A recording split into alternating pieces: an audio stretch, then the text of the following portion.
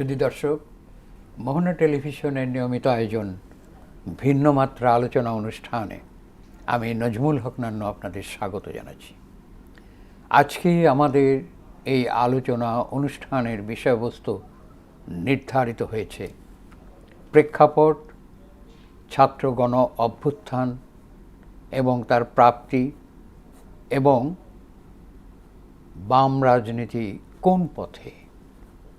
এই গুরুত্বপূর্ণ বিষয়টির উপর আলোচনার জন্য দুজন বিশেষজ্ঞ আলোচক উপস্থিত হয়েছেন। অবশ্যই আমরা তাদের সাথে পরিচিত হব। আমাদের এই আলোচনা অনুষ্ঠানটি সরাসরি সম্প্রচারিত হচ্ছে। এছাড়াও ইউটিউব এবং ফেসবুকেও সরাসরি প্রচার করা হচ্ছে। তাছাড়া আগামীকাল সকাল 6:50 আপনারা মোহনা টেলিভিশনের নিজস্ব চ্যানেলে এই অনুষ্ঠানটি দেখতে পাবেন। প্রথমেই যে দুজন অতিথির সাথে আমরা পরিচিত হব, তার একজন হলেন কমরেড টিপু বিশ্বাস। তিনি প্রধান সমন্বয়ক, জাতীয় গণফ্রন্ট এবং বাংলাদেশের একজন প্রখ্যাত বামপন্থী রাজনীতিবিদ, এবং তার অনেক ইতিহাস আছে জনগণের জন্য লড়াই করার। এরপরে সমাজতান্ত্রিক আন্দোলন, সাংস্কৃতিক আন্দোলনের একজন বুদ্ধিজীবী, একজন বামপন্থী প্রগতিশীল আফজালুল বাশার। আপনাদের দুজনকেই আমাদের স্টুডিওতে আলোচনায় স্বাগত জানাচ্ছি। আজকে যে বিষয়ের কথাটা এখানে উত্থাপিত হলো, আমাদের মনে হয় যে 2024 সালের কথা। যারা নিজেদের বুকে রক্ত দিয়েছিলেন, তা যা প্রাণ ঝরে পড়েছিল, তারা তো আর ফিরবে না। এবং যারা আহত হয়েছিল, তারা এখনও কি যন্ত্রণার মধ্যে ছটফট করছে। তাদের ত্যাগ, তাদের তিতিক্ষা আমরা কখনো বলতে পারবো না। আমরা কি করতে পারি তারা যেন সম্পূর্ণভাবে যতদিন যারা আহত আছেন তারা যেন ভালোভাবে থাকতে পারেন, তার জন্য দায়িত্ব হলো সরকার এবং জনগণের। আর যারা শহীদ হয়েছেন তাদের উপরও অনেক বড় দায়িত্ব রয়ে গেছে সরকার এবং আমাদের সমাজ এবং জনগণের। আজকে সুধী দর্শক, যে বিষয়টি আলোচনা হলো তা হলো আমাদের প্রাপ্তি আমাদের কি। এবং আমি সরাসরি আজকে প্রশ্ন জিজ্ঞেস করতে চাই কমরেড টিপু বিশ্বাসকেই প্রথমে, যে বাম রাজনীতি কোন পথে। বাম রাজনীতির একটা ইতিহাস আছে, 100 বছরেরও বেশি। সেখানে ভারতীয় কমিউনিস্ট পার্টি গঠন করা হয়েছিল। সেই কমিউনিস্ট পার্টি এই 100 বছরের মধ্যে সেখানে আপনার ভারত পাকিস্তান হলো, বাংলাদেশ স্বাধীনতা লাভ করলো, মুক্তিযুদ্ধ হলো। সেখানে অনেক কমিউনিস্ট পার্টির, অনেক প্রগতিশীলদের অনেক ভূমিকা ছিল, বিপ্লবী ভূমিকা ছিল, দেশপ্রেমের ভূমিকা ছিল। কিন্তু প্রাপ্তিটা কি? এখন আমরা যখন তাকিয়ে দেখি, কমিউনিস্ট পার্টিগুলো ছিন্ন ভিন্ন হয়েছে, শুধু বাংলাদেশে নয়, ভারতে এবং আমার মনে হয় বহু স্থানে। ধীরে ধীরে তারা আজকে নিস্তেজ হয়ে যাচ্ছে। আগে যাও বা মৌলানা ভাসানী থাকার সময় বামপন্থীরা বড় বড় কৃষক সম্মেলনে লাল টুপি পরে গিয়েছেন, সমাবেশ করেছেন, আন্দোলন করেছেন। তখন মনে হয়েছিল যে বামপন্থীদের মধ্যে প্রাণ সঞ্চার হয়েছে, তারা বোধহয় বিপ্লবের পথে যাচ্ছে। বাংলাদেশে বোধহয় জনগণতান্ত্রিক বিপ্লব হবে, স্বাধীন জনগণতান্ত্রিক বিপ্লব। কিন্তু বর্তমানে যে অবস্থা দেখি, তাতে করে সেখানে আমাদের কাছে একটু আশ্চর্য মনে হয়। ধীরে ধীরে সকলেই যেন বিলুপ্তির পথে। তাদের জনসমাবেশে কেউ আসে না, কৃষকদেরকে দেখা যায় না, শ্রমিক এলাকাতে ওই একই অবস্থা। এটা মনে হচ্ছে অনেকের কাছে। আপনি বিশ্লেষণ করে এই বিষয়গুলো আজকে সঠিকভাবে জনগণের কাছে তুলে ধরুন। ধন্যবাদ আপনাকে। কমিউনিস্টদের আন্দোলন, ইতিহাস, ঐতিহ্য, এইটাই তো আসলে ইতিহাস। এবং কমিউনিস্টরা তাদের ভূমিকা যথাযথভাবে পালন করবে বলে আমি মনে করি। যদিও বিভ্রান্তি আছে, নানানভাবে বিভ্রান্তি আছে, কিন্তু এই বিভ্রান্তি কাটিয়ে আমরা এগিয়ে যেতে পারবো বলে আমার দৃঢ় বিশ্বাস। কেন বাম রাজনীতির যে বিচ্যুতিগুলো যখন চারু মজুমদারের লাইন এসেছে তখন সেটা ছিল ভ্রান্তি, আমরা ত্যাগ করেছি। এবং বামপন্থীদের একটা অংশ ৬ দফাকে সমর্থন করেছিল, সেটাও ভ্রান্তি, সেটা আমরা গ্রহণ করি নাই। যারা মস্কো লাইনের লোক তারা গ্রহণ করেছিলেন। কিন্তু এখন যে জায়গায় আমরা এসেছি, এই যে ছাত্র গণ অভ্যুত্থান, বিশাল গণ অভ্যুত্থান, প্রায় ৬৫০ থানার মধ্যে ৪৫০ থানায় জনগণ আক্রমণ করেছে এবং হাজারের উপরে মৃত্যুবরণ করেছে এবং ২০,০০০-এর উপরে ছাত্র, শ্রমিক, কৃষক জনতা যারা জীবন দিয়েছে, আহত হয়েছেন। এইসবের কি কোনো পাবো না, আমরা প্রাপ্তি পাবো না? অবশ্যই পেতে হবে। কিন্তু ছাত্র গণ অভ্যুত্থানে জীবন দিল ছাত্ররা, শ্রমিক, কৃষক, মেহনতি মানুষ। কিন্তু আসলে ক্ষমতা তো কয়দিন, এটা অভ্যুত্থানের হাতে তো ক্ষমতা যায়নি, ক্ষমতা ইউনূস সাহেব নিয়েছেন, এটা আমেরিকাই বসিয়ে দিয়েছে, এটাই আমরা মনে করি। আর তিনি যে ১.৫-২ বছরে ছিলেন তার মতোই তিনি ভূমিকা পালন করেছেন। আমি, আমার দল যেভাবে মনে করি যে সরকার পরিবর্তন এটা বড় বিষয় নয়, এটা অবশ্যই সরকার পরিবর্তন হতে হবে, কিন্তু ব্যবস্থার পরিবর্তন ছাড়া, সিস্টেমের পরিবর্তন ছাড়া, এবং ইন্ট্রোডিউস করা হবে নতুন ব্যবস্থা, সেই ব্যবস্থা হবে শ্রমিক কৃষকের পক্ষে। বাংলাদেশ এখন বলতে গেলে এইটা আমলা, দালাল, ধনীদের। আচ্ছা, এইটার ব্যবস্থাটার পরিবর্তন কে করবে? শ্রমিক শ্রেণীর নেতৃত্বে। শ্রমিক শ্রেণীর নেতৃত্ব কোথায়? শ্রমিক কৃষক, শ্রমিক শ্রেণীর নেতৃত্বটা কোথায়? শ্রমিক শ্রেণীর নেতৃত্ব মানে শ্রমিক না, শ্রমিক শ্রেণীর নেতৃত্ব, শ্রমিক শ্রেণীর নেতৃত্ব যেটা, সেটা আমি বুঝি। আপনি যেটা বলতে চাইছেন মার্ক্সবাদ, লেনিনবাদের সেখানে যে দর্শন, সেই দর্শনের ভিত্তিতে যে পার্টি, সেই পার্টি যারা করে সেটাকে শ্রমিক শ্রেণীর পার্টি বলে। এটা Karl Marx, Engels, Lenin, Stalin, Mao Zedong সকলে এই ব্যাখ্যা দিয়েছেন। আপনাকে ধন্যবাদ। আবার আসবো। আফজালুল বাশার সাহেব, আপনি বলুন যে উনি যে চমৎকারভাবে বলেছেন যে আজকে এই যে আন্দোলন, এটাই ঠিক না, এটা ঐক্যবদ্ধ হবে। কবে ঐক্যবদ্ধ হবে? ১০০ বছর? আপনার ৬০ বছর আগেও আমি এই কথাই শুনেছি যে যারা বাম রাজনীতি করতো তারা বলতো এইটা হবে।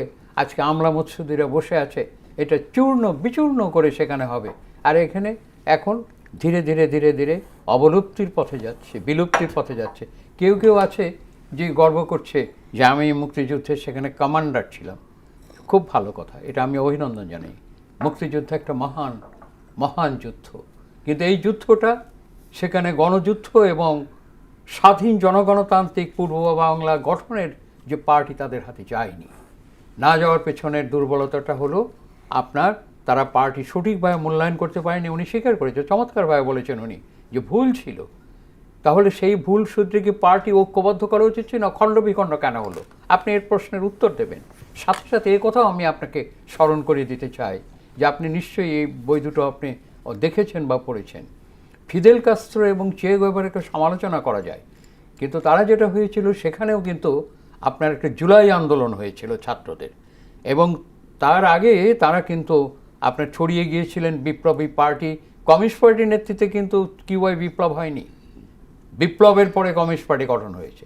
তাহলে সেখানে ছিল যে ২৬ জুলাই আন্দোলনের উপর ভিত্তি করে তারা পর্বতে গিয়েছে, ঘেরাও করেছে, ছাত্ররা আন্দোলন করেছে, এই অভ্যুত্থানের মাধ্যমে তারা ক্ষমতা দখল করেছে। এবং সেখানে আপনি নিশ্চয়ই জানেন একটা জেনারেল আপনার যে ছিল, সে কিন্তু কিউবা ত্যাগ করে, হাভানা ত্যাগ করে সে চলে গেছে আমেরিকায়। তারপরে সেখানে দখল করেছে হচ্ছে ফিদেল কাস্ত্রো, চে গুয়েভারা, রাউল কাস্ত্রো, এদের নেতৃত্বে তখন দখল করেছিল। তাহলে এই যে ছাত্র গণ অভ্যুত্থান হলো, এই ছাত্র গণ অভ্যুত্থানে সেখানে আজকে একটা প্রগতিশীল পার্টি, তারা যদি কৃষকদের মধ্যে কাজ করতো, ছাত্রদের মধ্যে কাজ করতেন, তাহলে সেই বিশাল গণ অভ্যুত্থানে তারাও তো সেখানে একটা অবস্থান গ্রহণ করতে পারতেন। আমি মনে করি যে শাসন ক্ষমতা গ্রহণ করতে পারতেন। আমি বলি না যে কাকেও বাদ দিয়ে একটা সঠিক একটা গণতান্ত্রিক ব্যবস্থা তো প্রতিষ্ঠা করতে পারতেন, কিন্তু কমিউনিস্ট সেটা পারে নাই। আমি যেটা বলেছিলাম যে মৌলানা ভাসানীর সময় মনে হতো যে অনেক বিরাট কিছু, মৌলানা ভাসানী কৃষকদেরকে করতে পারতেন, কিন্তু এটা পারেনি। আপনি বিশ্লেষণ দিন, আমি অনেকটা বলেছি। ধন্যবাদ নান্নু ভাই। অনেকগুলো বিষয় এসছে, আমি একটু সাদামাটাভাবে শুরু করতে চাচ্ছি। সেটা হলো যে 190 বছর ব্রিটিশ এই দেশে ছিল। ব্রিটিশ বিরোধী আন্দোলন এই 190 বছরে এই দেশের কৃষক শ্রমিক মেহনতি মানুষ করেছে, শত শত সশস্ত্র যুদ্ধ তারা করেছে।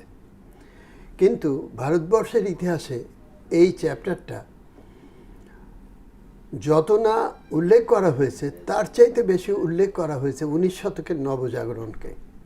অর্থাৎ মধ্যবিত্ত কেন্দ্রিক যে ভারতবর্ষ, তার ইতিহাসকে বেশি চর্চা করা হয়েছে। এই যে মূল রাজনৈতিক শক্তি কৃষক এবং মেহনতি মানুষ, তাদের যে আন্দোলন, সেই আন্দোলন কিন্তু আমাদের ঐতিহ্য হিসেবে নেই। আমাদের ঐতিহ্য, আমাদের রাজনীতির ঐতিহ্য হিসেবে আছে এই মধ্যবিত্ত, 19 শতকের মধ্যবিত্ত এবং তাদের ধারণা। এই দুটো পরস্পর বিপরীতমুখী বিষয়বস্তুকে পটপক্ষিতে রেখে আমি প্রথমে আসি 52 সালের। আপনাকে আমি আফজালুল বাসার আপনাকে আমি স্মরণ করে দিতে চাই, আমাদের সময় কিন্তু একটা সীমিত। আমি সেখানে আর আপনি যে কথাটা বলেছেন মধ্যবিত্তদের যে নবজাগরণের, আপনাকে স্মরণ করে দিতে চাই এই বাংলার বুকে অনেক কৃষক বিদ্রোহ হয়েছে, এবং নীল বিদ্রোহ থেকে শুরু করে অনেক কৃষক বিদ্রোহ। হ্যাঁ, অবশ্যই। এবং এই বিদ্রোহগুলোতে কিন্তু কৃষকরা কিন্তু জমিদারের বিরুদ্ধে, সামন্ত প্রভুদের বিরুদ্ধে বিদ্রোহ করেছে, এবং অষ্টাদশ ঊনবিংশ শতাব্দীতে অনেক কৃষক বিদ্রোহ হয়েছে। আমি সেটাই বলতে চাচ্ছি। আপনি সেটাই বলেছেন।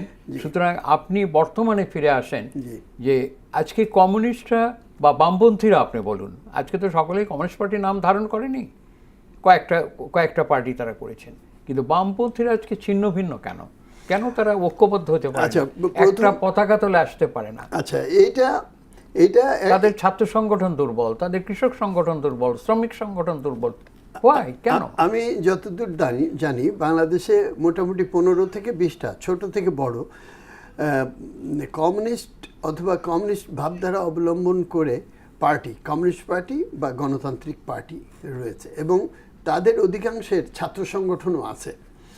তো এখন এদের ঐক্য হলো না কেন, সেটা আমি বলবো যে আমাদের চোখের সামনে থেকে যে জিনিসটা ভেসে উঠছে না, সেটা হলো ভয়ঙ্কর ফ্যাসিবাদী যে 15-16 বছর, তার থেকে যে আমরা মুক্ত হয়েছি। এই গোটা আন্দোলনটা ছিল একটা সাংঘাতিক ধরনের পজিটিভ আন্দোলন, একটা গণতান্ত্রিক আন্দোলন।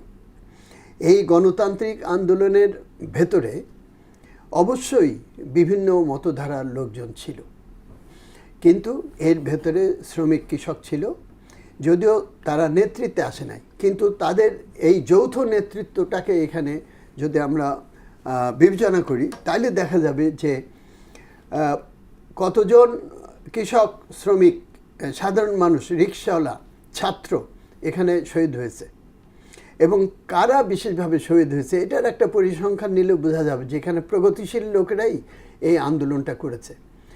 তো সেটার একটা চেহারা, যেমন ফখরুল ইসলাম আলমগীর বলেছে বিএনপির 422 জন মারা গেছে এই আন্দোলনে।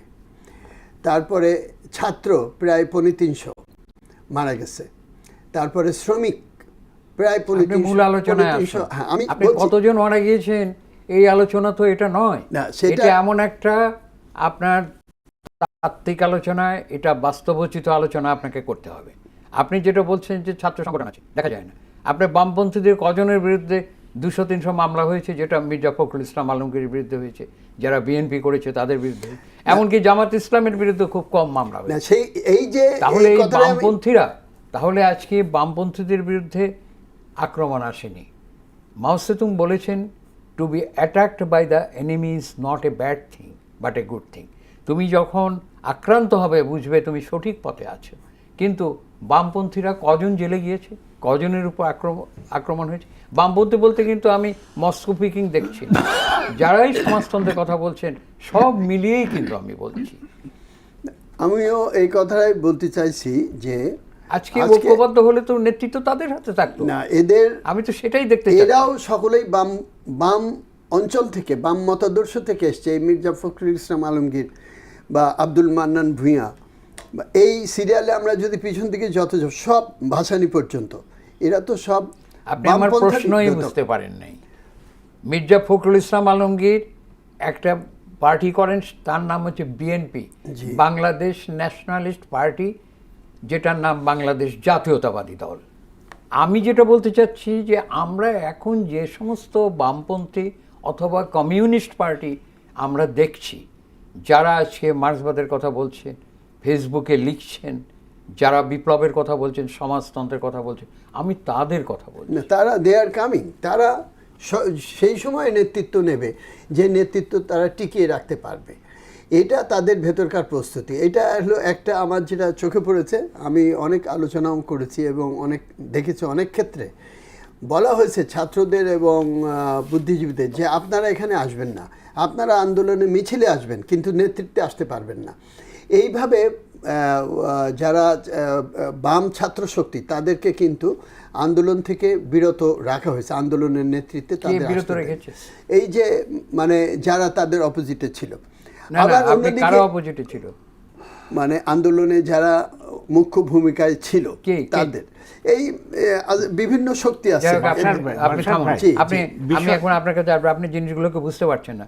মার্ক্সবাদ লেনিনবাদী যে পার্টিগুলো আছে সেই পার্টিগুলো আজকে ঐক্যবদ্ধ হয়ে সুসংগঠিত হয়ে আন্দোলন করে নেতৃত্বে যাবে, আমি তাই বলতে চাই। আপনি বোধহয় অত গভীরের মানুষ নন, আপনি এই বিষয়ে বলুন। আমি বিষয়টা বলতে চাই, ঐক্যবদ্ধ হওয়া হ্যাঁ এটা বিষয় নয়। বিষয় হলো সঠিক লাইনের ভিত্তিতে শ্রমিক কৃষককে জাগ্রত করার নেতৃত্ব দেওয়া। সেই জায়গায় হলো মুখ্য বিষয়, যে কাজটি এখনো আমরা দৃশ্যমান করতে পারিনি। 60 বছর পার হলো, জনগণের পারি নাই। এই বিষয়টি হলো, বলতে দেন, বিষয়টি হলো যে আন্দোলন সংগ্রাম ব্যর্থ হলেই আর সেইটা এগিয়ে যেতে পারবে না তা নয়। এই দেশের প্রকৃত আন্দোলন কমিউনিস্টরাই করেছে, বামপন্থীরাই করেছে, কিন্তু নানান ষড়যন্ত্রে ক্ষমতা শেষ পর্যন্ত তাদের হাতছাড়া হয়ে গেছে। আজকে সঠিক লাইনের ভিত্তিতে শ্রমিক কৃষককে জাগ্রত করতে, জুলাই আমাদেরকে পথ দেখিয়েছে। এবারের জুলাইয়ের যে আন্দোলন, যারা ক্ষমতা গ্রহণ করেছে তারাই ক্ষমতা যথার্থ আন্দোলন করেছে, বেশি জেল খেটেছে, কিন্তু জনগণের প্রাপ্তি কী সেই বিষয়টি এখন সম্মুখে আসবে। যে আমরা দালাল লুটেরা পুঁজি সেটা কি ক্ষতিগ্রস্ত হচ্ছে না সেইটা আপার হ্যান্ডে যাচ্ছে? আপনাকে সে ঠেকাতে পারলেন না কেন? আপনাদের শক্তি কোথায়? না জনগণের মধ্যে ভিত্তি কোথায়? হ্যাঁ, আপনাদের জনগণের মধ্যে কোনো ভিত্তি নেই। হ্যাঁ, আমরা মুসলিম জননেতা মৌলানা ভাসানী লক্ষ লক্ষ কৃষকের সমাবেশ করতেন। তখন বিভিন্ন দল, বিভিন্ন পার্টি এবং চীনপন্থী কমিউনিস্ট পার্টি অনেকগুলো বিভক্ত ছিল। একই কর্মসূচি, স্বাধীন জনগণতান্ত্রিক পূর্ব বাংলা। সেখানে আওয়ামী লীগ সেখানে তার একটা লক্ষ্য অর্জিত করবার জন্য তারা 6 দফা দিয়েছিল, 11 দফা আসলো। স্বাধীন জনগণতান্ত্রিক পূর্ব বাংলা অত্যন্ত সায়েন্টিফিক চমৎকার একটা প্রোগ্রাম, কিন্তু পার্টিগুলো বিভক্ত। আফজালুল বাসার সাহেবের ওইদিকে সেখানে ছিলেন হক সাহেবের পার্টি, মোহাম্মদ তোহা একই জায়গার পার্টি ছিল, এখানে ছিল জাফর ভাই কাজী জাফর আহমেদ তাদের পার্টি, অন্য দিক দিয়ে ছিল কমরেড মতিন এবং আলাউদ্দিন সাহেবদের পার্টি, কমরেড আবুল বাসার, দেবেন সিং তাদের পার্টি এবং কমরেড টিপু বিশ্বাস সব মিলিতভাবে একটি পার্টি। সুতরাং এই যে বিচ্ছিন্ন অনেকগুলো পার্টি ছিল, আরও ছিল, কমরেড সিরাজ শিকদার ছিল। সুতরাং আমি যেটা বলতে চাচ্ছি, আমাদের লক্ষ্য যদি থাকে যে শ্রমিক শ্রেণীর মুক্তি চাই, গরিব শোষিত মানুষের মুক্তি চাই, তাহলে আমরা কেন ঐক্যবদ্ধ হতে পারি না? আমরা কেন একটা লাইনে যেতে পারি না? তার অর্থই যে আমরা নিজেরা আমাদের নিজেদেরকে পরিবর্তিত করতে পারিনি। আমাদের মধ্যে সামন্ততান্ত্রিক মানসিকতা রয়েছে, আমরা স্যাক্রিফাইস করতে পারি না। আমরা অন্যরা যখন সমালোচনা করে তাকে আমরা মনে করি যে সে আমাদের শত্রু। সুতরাং আজকে এই বামপন্থীরা সব, আপনি ভারতের দিকে তাকিয়ে দেখুন না কেন, সিপিএম সেখানে পশ্চিমবঙ্গ শাসন করতো, এখন একটা দুইটার বেশি সিট পায় না। কারণটা কি? কারণটা হচ্ছে জনগণ থেকে বিচ্ছিন্ন হয়ে গেলে এই অবস্থা হয়, তখন নানান যুক্তির অবতারণা হবে, ঐক্যবদ্ধ হচ্ছে, এই শিক্ষা পাচ্ছি, এইসব দিয়ে কিন্তু চলবে না। রাজনীতি করতে হলে পড়াশোনা করতে হবে এবং সহ্য শক্তি বাড়াতে হবে এবং স্যাক্রিফাইস করতে হবে। সমালোচনা করলে উত্তেজিত হলে চলবে না। এই মানসিকতাগুলো তো আমরা মার্ক্সবাদ লেনিনবাদের কাছ থেকে শিখেছি। এবং সাথে সাথে আমি আপনাকে বলি, আফজালুল বাশার ভাই, আপনাকে বলি, আপনি তো বিরাট প্রকাশনা, বাংলা গবেষণার প্রতি অনেক বই প্রকাশ করেছেন। আজকে সকলের টলস্টয় পড়া উচিত, শেক্সপিয়র পড়া উচিত, রবীন্দ্রনাথ পড়া উচিত। শুধু মার্ক্সবাদ লেনিনবাদ মাও সেতুং পড়লেই হবে না। তাহলে আপনি দেখবেন যে এর ভেতরে অনেক কিছু আপনি জানতে পারবেন, আপনার হৃদয় থেকে আপনার আজকে জনগণের প্রতি ভালোবাসা। এই যে আপনি আপনার এই শেষ কথাটা সূত্র ধরে আমি বলি যে বুকিশ বিপ্লবী হয়ে রাজনীতি করা যাবে না, আবার বাস্তবের ভেতরে না থেকে সুগার কোটেড কতগুলো চিন্তা ভাবনা নিয়ে আগানো যাবে না। জমানা চেঞ্জ হয়ে গেছে, সাধারণ মানুষ এবং ছাত্রদের অ্যাপ্রোচ পরিবর্তন হয়ে গেছে, তাদেরকে বোঝাতে হবে। 50-60-এর দশকে ছাত্রদের যে মন মানসিকতা ছিল, এখন ছাত্রদের সেই মন মানসিকতা আপনার সাথে একমত। সমস্ত পৃথিবী পাল্টে গেছে। এই যে পরিবর্তিত পৃথিবী, এই পরিবর্তিত পৃথিবীতে মার্শিয়ান পরিভাষা নিয়ে তারা দিশেহারা বোধ করে, কারণ সাম্প্রতিক সময়ের মার্শিয়ান পরিভাষা তারা খুঁজে পায় না, কারণ এইগুলো নিয়ে চর্চা হয় না। এই সময়টা ইট হ্যাজ বিন এলাপসড। আমি সেটা বলতে চাইছিলাম যে মার্ক্সবাদকে এখন খুঁজতে হবে কোথায়, প্রগতিশীল আন্দোলন কোথায় খুঁজতে হবে। সেই জায়গাটার মনে হয় এমন হতে পারে যে আমরা জনগণের যে প্রগতিশীলতা সেটা টের পাচ্ছি না। এবং এই টিপু বিশ্বাস ভাই একটা দারুণ কথা বলছেন যে ঐক্যটা হবে চিন্তার ভিত্তিতে, অর্থাৎ সঠিক লাইনের ভিত্তিতে। আপনার এরা সবাই মিলে একসাথে হলে ঐক্য হবে না, তাদের ভিতরে মতপার্থক্য। চীনে যখন 49-এ বিপ্লব হয়েছে তখন কতটা পার্টি ছিল? কথাটা বুঝতেই পারেন, অনেকগুলো পার্টি ছিল। আপনি কথাটা বলতে, politics first and all other things are related to it. Right. ঐক্যবদ্ধ করবার জন্য তো আপনার এটা বলা হচ্ছে না যে কোনো তত্ত্ব নাই, তত্ত্ব আছে বলে এবং একটা লাইন আছে বলে সেই লাইনকে ধরে ঐক্যবদ্ধ হওয়ার পথে যাওয়ার কথা। আপনি কে একেবারে এটা তো কল্পস্বর্গ, স্পষ্টতা আছে। আপনি বলছেন সমাজতন্ত্র, মার্ক্সবাদ এবং কল্পস্বর্গের উপর ভিত্তি করে তো বলা হয়নি। এবং আপনার এই কথাটা ভালো, এবং কমরেড টিপু বিশ্বাসও এটা উপলব্ধি করতে পেরেছেন। উনিও একজন প্রখ্যাত ছাত্র নেতা ছিলেন, কৃষক নেতা ছিলেন। আজকে পরিবর্তিত পরিস্থিতির প্রেক্ষাপটে আজকে সেখানে সকলকে ঐক্যবদ্ধ হয়ে আজকে আমাদের একটা লাইনে যেতে হবে, আমি তাই বলেছি। আর আপনারা দুজন যেটা বলেছেন জুলাই গণ অভ্যুত্থান, এটা একটা মহান ছাত্র গণ অভ্যুত্থান। এখান থেকে শিক্ষা নিয়ে আমরা আশা করি আগামী দিনে একটা প্রগতিশীল চেতনার ভিত্তিতে আজকে দল গড়ে উঠবে, পার্টি গড়ে উঠবে এবং আমাদের দেশ সমৃদ্ধ হবে। কমরেড টিপু বিশ্বাস, আপনি বলুন, আপনি চমৎকার কথা বলেছেন জুলাই গণ অভ্যুত্থান। জি, আমরা মনে করি যে ছাত্র গণ অভ্যুত্থান যে আমাদের শিক্ষা দিয়েছে সেটা হলো যে শোষক শ্রেণী পরিবর্তিত হয়ে আর এক শোষক শ্রেণী ক্ষমতায় আসবে। এই অভ্যুত্থানে এত লোক জীবন দিল, কিন্তু আসলেই পরিবর্তন হলো না। শ্রমিক শ্রেণীর নেতৃত্বে, শ্রমিক কৃষক মেহনতি জনগণের যে নেতৃত্ব, এবার সেটাই আসবে সম্মুখে।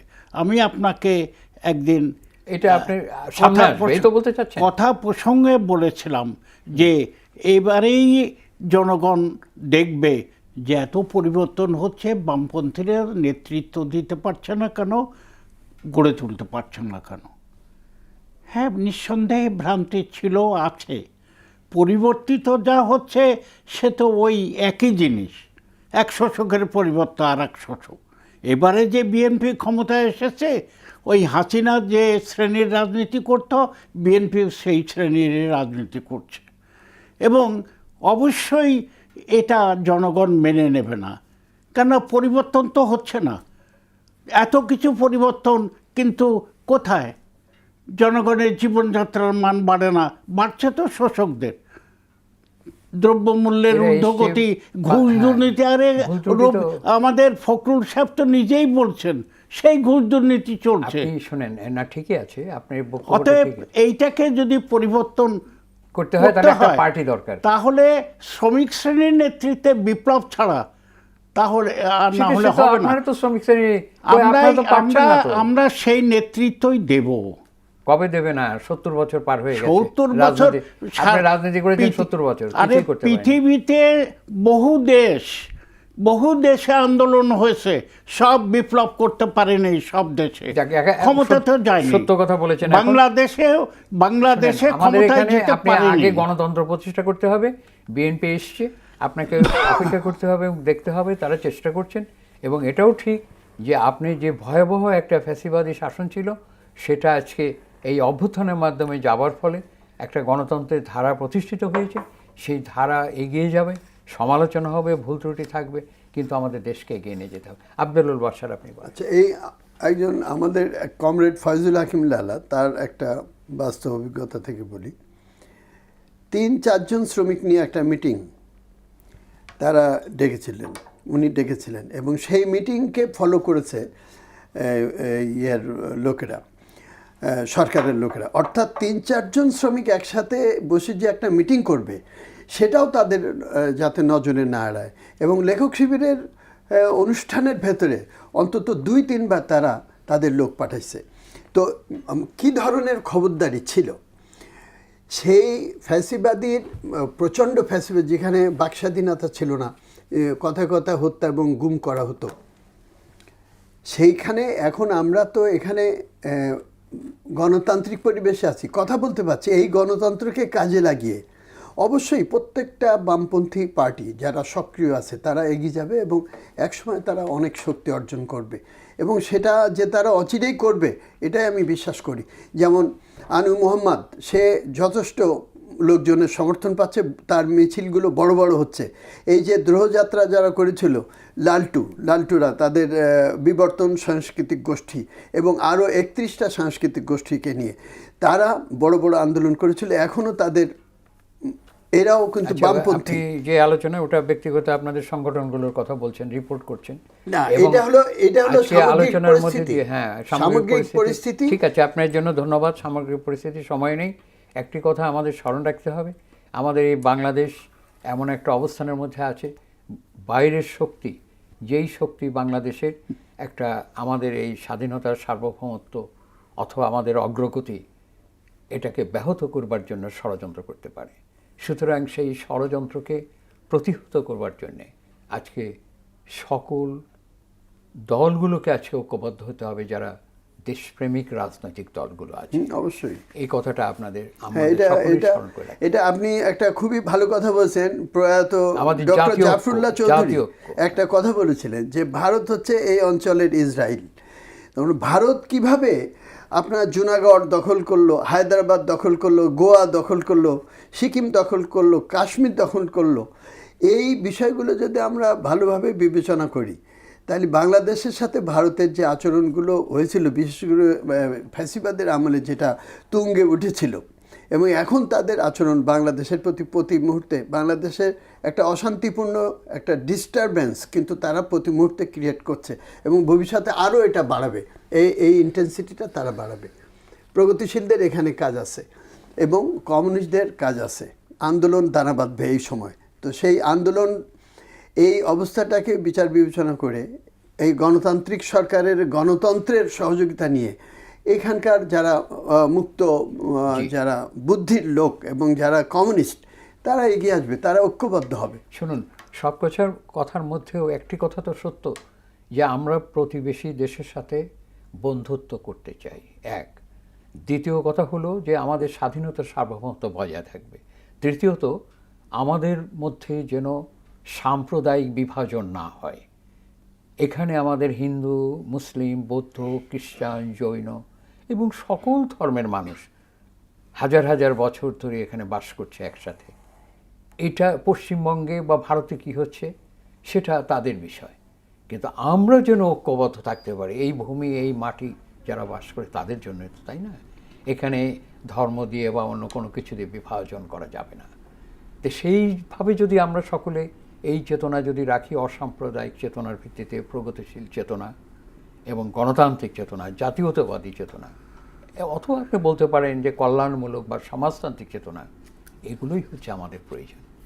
এই কথাগুলোর ভিত্তিতে ঐক্যবদ্ধ হচ্ছে। আপনি কিছু বলছেন? একটি জায়গায় আমি বলতে চাচ্ছি বলুন, বলুন। যে আমরা তো আমাদের অবস্থান থেকেই ভারতকে বিরোধিতা করছি, আমাদের দেশের স্বাধীনতা গণতন্ত্রের জন্য কাজ করছি, কিন্তু স্বাধীনতা গণতন্ত্রকে রক্ষা করতে হলে সরকার যে ক্ষমতায়, তার ভূমিকাটাকে, শ্রমিক কৃষক মেহনতি মানুষ, তাদের স্বার্থটা কোথায়, তাদের ভাত কাপড়ের কী ব্যবস্থা, সরকার কি করছে?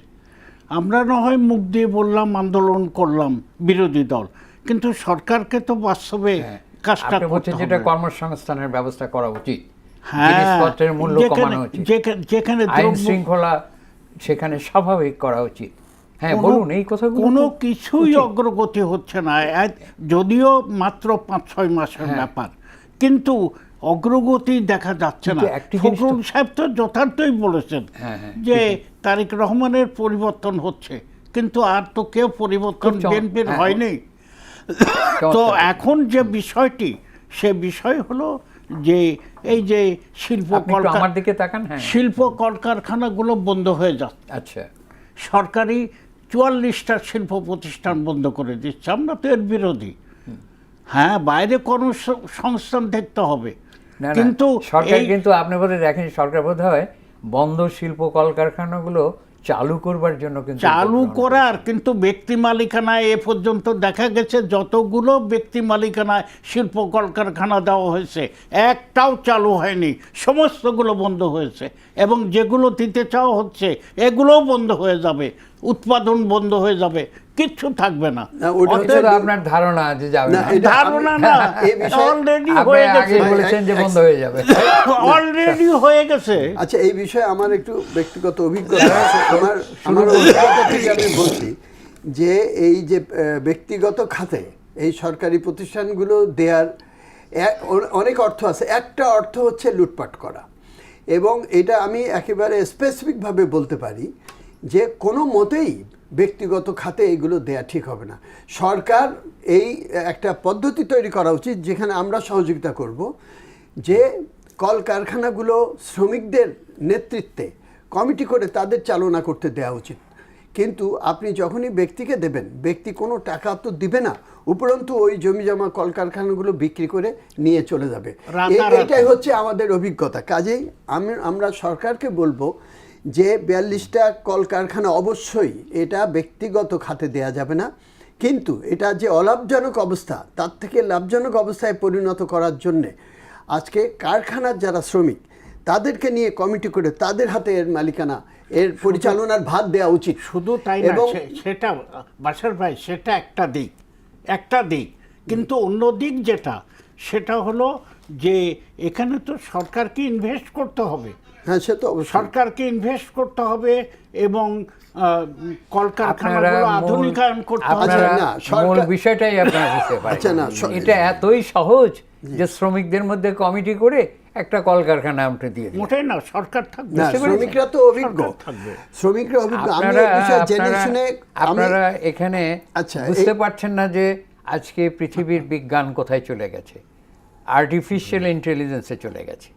সেখানে আপনারা শ্রমিকদের ওই সাবেক আমলের এর থেকে বলছেন যে তাদের হাতে কলকারখানা দিলে এখান থেকে তারা চালু না, করবে। সরকার অত থাকবে। সহজে না।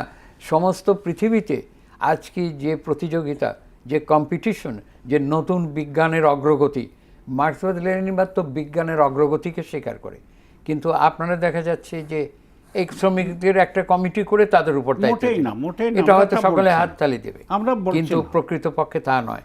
আপনি বলতে পারবেন যে একটি কলকারখানা যাদের হাতে দেওয়া হবে, দেখতে হবে তার বিনিয়োগের দক্ষতা আছে কিনা, তার এখান থেকে যারা ইঞ্জিনিয়ার, টেকনিশিয়ান এবং যারা কর্মদক্ষতামূলক পরিচালনার ব্যবস্থা ঠিক আছে কিনা, তাদের class সব কিছু পরীক্ষা নিরীক্ষা করেই তারপরে সেখানে হতে তাদের পারে। class আপনি character সমন্বয়ের কথা লুটপাট বলতে করা। পারেন যে শ্রমিকদের প্রতিনিধিরা এবং দক্ষ শ্রমিকেরা এখানে থাকতে পারে, এবং এটা পরীক্ষা নিরীক্ষার জন্য টাইম দিয়ে দেখতে হবে যে লাভজনক প্রতিষ্ঠান হতে পারে কিনা। আপনি একে বিদেশে আপনি বিনিয়োগের সুযোগ করে দিচ্ছেন, বিদেশিরা সেখানে বিনিয়োগ করবে, সেই সুযোগ আমরা করে দিতে পারছি, যেখানে একটা দেশে তো আগে এটাকে গ্রহণ করা হতো না যে সাম্রাজ্যবাদের শোষণকে প্রতিহত করার জন্য আমাদের দেশে বিনিয়োগের সাম্রাজ্যবাদী পুঁজি আসতে দেওয়া হবে না, কিন্তু এখন সেই দিন পাল্টে গেছে।